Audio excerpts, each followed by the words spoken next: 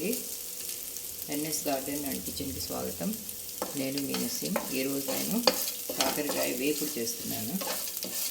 ముందుగా oil 2 table స్పూన్లు వేసుకొని దానిలో కొంచెం శనగపప్పు వేసుకొని అది వేగినాక ఈ కాకరకాయ ముక్కలు పైన తోలు తీసే అవసరం లేదండి, చెక్కు తీసే అవసరం లేదు, అలానే వేసేసి సగం వేగినాక సగం వేగిపోయాయి. ఇంక నేను వేగటానికి ఉప్పు కూడా వేయలేదు, లాస్ట్కి వేద్దామని చెప్పి. కూర తక్కువ అయింది కదా, ఆ కూరని బట్టి వేసుకోవాలి. ఆ తర్వాత సగం వేగినాక కొంచెం ఉల్లిగడ్డలు, ఉల్లిపాయ ఎక్కువ వేసుకోవాలి.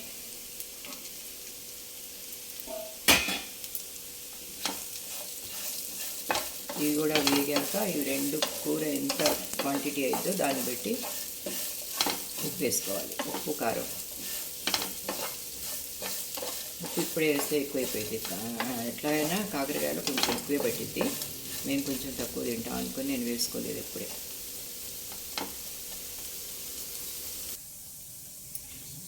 ఇదిగోనండి, సగం వేగింది.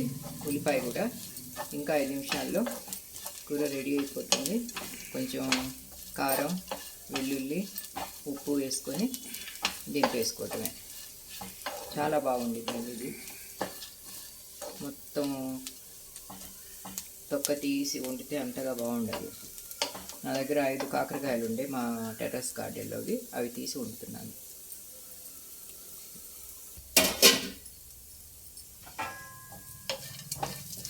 కాకరకాయ వేగిపోయిందండి, వేగింది. ఇప్పుడు ముందుగా దీనికి సరిపోయినంత ఉప్పు వేసుకుంటున్నాను. కొంచెం ఎక్కువే పట్టి దీనిలో సరిపోయినంత, ఎవరికి సరిపోయినంత వాళ్ళు వేసుకుంటే అయిపోతుంది. ఉప్పు, కారం. కారం కూడా కొంచెం ఎక్కువే పట్టిద్ది దీనిలో, కాకరకాయలో.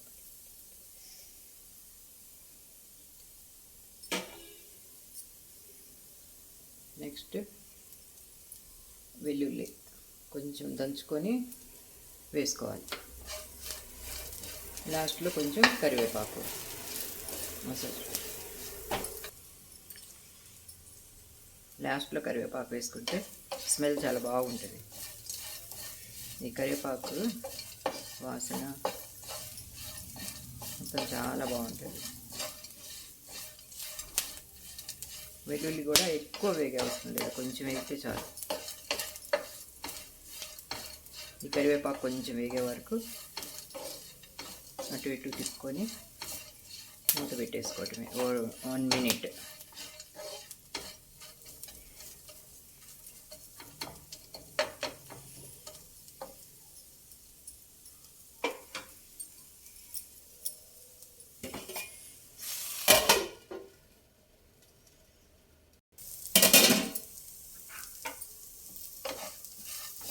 కరివేపాకు పచ్చివాసన పోయిందండి.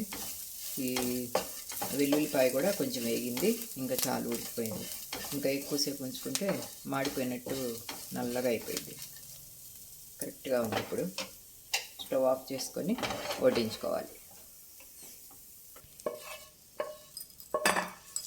వడ్డించుకుంటే ఇంకా తినడానికి రెడీగా ఉందండి. ఇప్పుడు మా టెర్రస్ గార్డెన్లో వచ్చిన కాకరకాయ.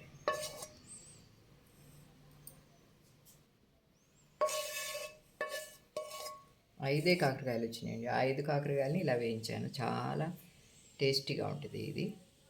ఎక్కువ నూనె కూడా పట్టలేదు, 2 టేబుల్ స్పూన్లే. చాలా బాగుంది, చాలా టేస్టీగా కూడా ఉంటుంది. ట్రై చేయండి ఒకసారి.